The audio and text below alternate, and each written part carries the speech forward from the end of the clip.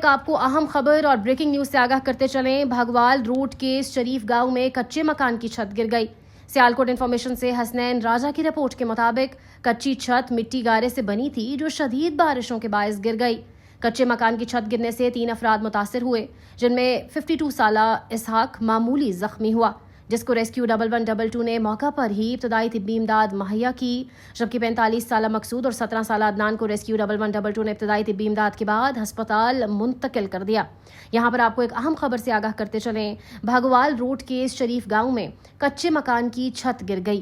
Sialkot information سے حسنین راجہ کی report کے مطابق کچی چھت مٹی گارے سے بنی تھی جو شدید بارشوں کے باعث گر گئی، جس کے باعث ایک 52 سالہ اسحاق معمولی زخمی ہوا، جس کو ریسکیو 1112 نے موقع پر ہی ابتدائی طبی امداد مہیا کی۔